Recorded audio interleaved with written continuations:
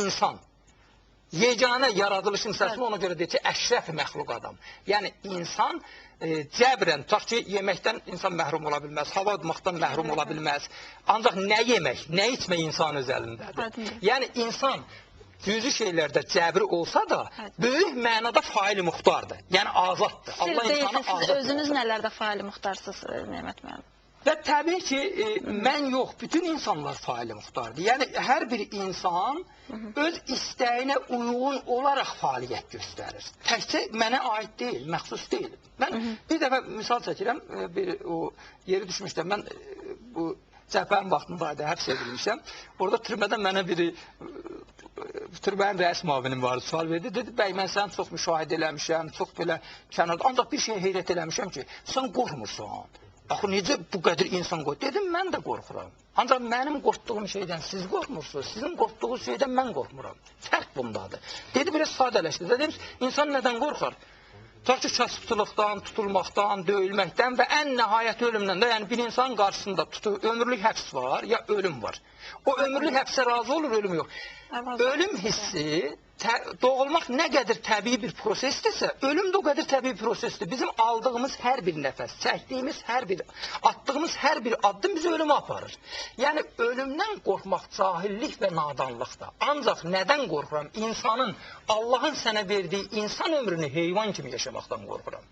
Yəni, mən dedim, mən bundan qorxuram. Yoxsa, hamımız yaranmışıq. Yəni, o mənada mən hər halda çalışmışam. İndi buna nə dərəcədə nail olmuşam, nə dərəcədə buna çatmışam. Bunu təbii ki, belə deyək də, məni oxuyanlar, biraz ədəbiyyat sahəsindən məşğul olanlar orada poeziyada da tapa biləcək. Həyatımı izləyənlər də, təbii ki, mənim ömrüm elə olub ki, bütün millətin gözü önündə keçibdir. Və mən maksimum çalışmışam ki, dünyanın varına, dövlətinə, şanına, şöhrətinə, müvəqqəti şeylərə belə deyək də, uğraşmayan, baş qoşmayım. Yəni, maksimum çalışam ki... İstəsəməz meyil var, amma azaltmaq lazımdır. Çox etməmək lazımdır. Məsələn, su içmək, tutaq ki, bir sıçanda su içirsən, tələbatı ödəyirsə, 5 litr içməyə ehtiyac yoxdur da. Bəli. Yəni, insan, sufilər azlığından, çoxluğundan gedir. Mən çox gözəl başa düşürəm. Məsələn, sufilər çilə deyir. Məsələn, onlar qida sisteminin, onların ruhu inkişaf mərhələsində çiliyə çəkilirlər. Təsəvvür eləyin ki, qidanı 40 gün müddətində bir dənə xurma ilə ötüşə bilirlər. Şəxsən mən tutaq ki, bu aclıq keçirtmişəm, 40 gün tam şəkildə ac qalmışam. Məsələn, 40 günlük mən sükut orucu tutmuşam. Yəni, 40 gün heç kəsinlə bir kəlmə də olmadan danışmamışam. Sükut orucu deyirlər buna. Yəni, insan bir növ nəfsinin istəklərini öldürməyi bacarmalıdır. Onu tərbiyə etməyi bacarmalıdır. Yoxsa nəfsi başına buraxsan, o nəfsin eləmədiyi cinayət qalmaz. Ona görə o nəfsin cilovunu əldə tutmaq lazım. Mən çalışdıqca onu tutmağa çalışmışam. İndi nə dərəcədə müvəffəq olmuşam, onu bilmirəm. Biz proqramımızın son dəqiqələrinə yaxınlaşırıq. Ona görə də istəyirəm ki, 3 sualım var. Bunlara qısa da olsa cavab alım. Nemət Pənahlı 6 övlad sahibidir. 4 oğlan, 2 qız. Övladlarınızı ilk növbədə aşıladığınız nələrdir? Tərbiyə baxımından. Təbii, birinci növbədə övladlarımı aşıladığım, mən bunu dəfələrlə demişəm, hətta mübahisələrimiz olub. Milli olmayan bəşəri ola bilməz. Millilik bəşərilikdən başlayır. Yəni, birinci növbədə insan vətənini, millətini tanımalıdır və sevməlidir. Və əgər bir insanın özünün səviyyəsi, mən deyirəm, millilik, bəşərilik millilikdən başlayır, cəmiyyət, yəni dahilik fərdilikdən başlayır. Yəni, bir insanın özünün kamilliyi olmasa, özünün elmi olmasa, hikməti olmasa, əxlaqı olmasa, bəşəriyyətə nə verə bilər? Ətrafındakilərə nə verə bilər? Bir insan da millətini, vətənini sevməyəni mən qəbul eləmirəm. Yəni, bu hissi siz övladlarınızı birinci növbədə insanlara, övladlarıma vətənpərvərlik hissini maksimum çalışıram ki, millətini, vətənini sevsin. İkinci, valideynin, mən təkcə mənə aid deyil. Yəni, mənim fürsətdən istifadə edib, mənim sözümü dinləyən, mənim sözümün qiymətini biləcək adamlara deyirəm. Valideynin övlad üçün 2 müqəddəs borcu var. Biri tərbiyə verməkdir, təlim-tərbiyə verməkdir. İkinci, təhsil verməkdir, elm verməkdir. Ondan dünyanın varı, dövləti boş şeylərdir. Onu versən də, təbii ki, övladın üstünə nəsə qoysan o da yaxşıdır. Ancaq birinci təlim, tərbiyə ikinci təhsil verməkdir, elm verməkdir. Mən də maksimum çalışmışam ki, övladlarımın təlim, tərbiyəsi yerində olsun. Bir də yaxşı belə savadı olsun ki, onun millətinə, vətəninə, bəşəriyyətə faydası ola bilsin. Aydındır. Nemət Pənahlı, ən əziz nemətinizin pənahını nələrdə görürsünüz? Son olaraq bu sualı verim sizə. Bəlkə də nemətlərinizin deyək. Mən insanın, Allahın əslində verdiyi nemətləri biz saymaqla qutara bilmərik. Onun ən böyüdür ki, insanın özünü dərkində görürəm, dünyanı dərkində görürəm, Allahı dərkində görürəm. Yəni həyatın bu dünyada qüdrət verəcək, belə deyək, qiymət verəcək bir dənə qüdrət var. Allah. Allahdan başqa veriləcək qiymətlər, məsələn, tutaq ki, mənim haqqımda mənfi ya müsbət belə deyək də fikir deməklə mənim səviyyəmi nə yüksəltmək olur, nə alçaltmaq olur. İnsan nəbisi odur. İnsan bir özünü allada bilməz, bir Allah allada bilməz. Yəni mən tutaq ki, cəmaata görünmək üçün, cəmiyyətə görünmək üçün xoş sözlər danışa bilərəm. Ancaq mənim mahiyyətim nədir onu mən bilirəm. Və bir də Allah bilir.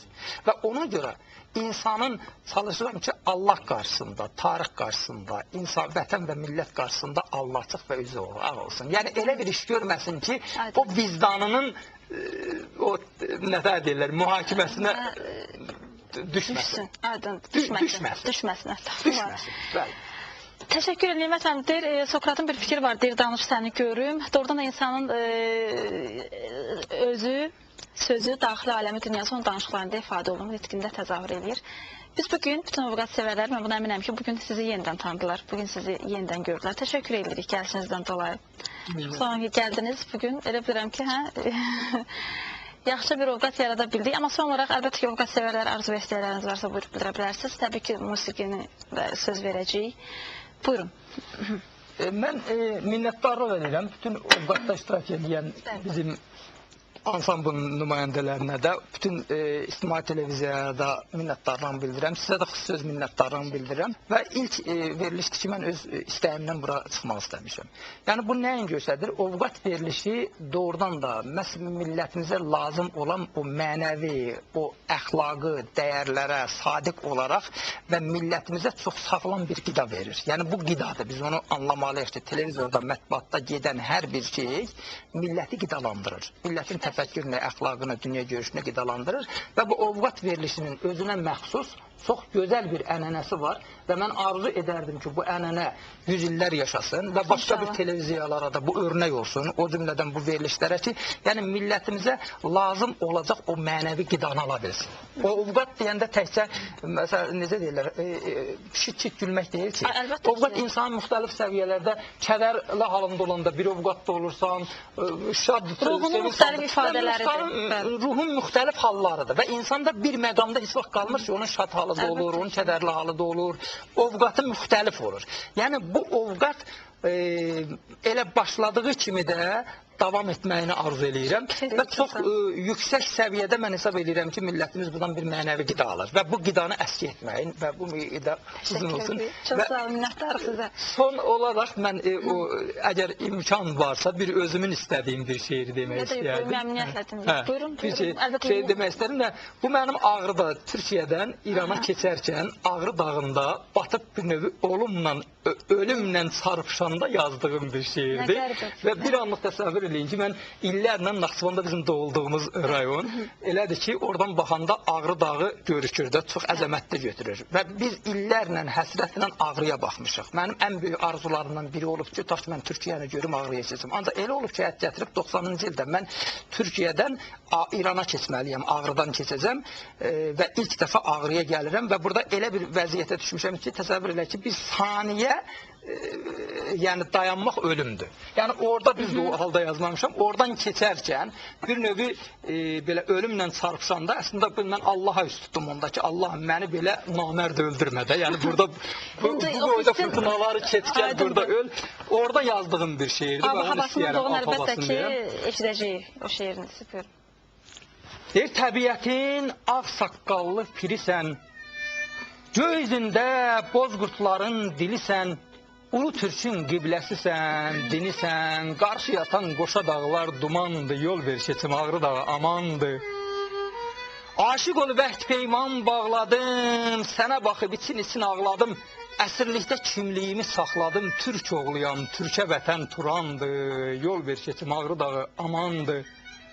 Qaf dağından sənə salam gətirdim, əllərimi ətəyinə yetirdim, duman bastı, yolu izi itirdim, yarı yolda azıb qalmaq yamandır, yol ver keçim Ağrı dağı amandır. Kəpəz Göygöl, Pirquluya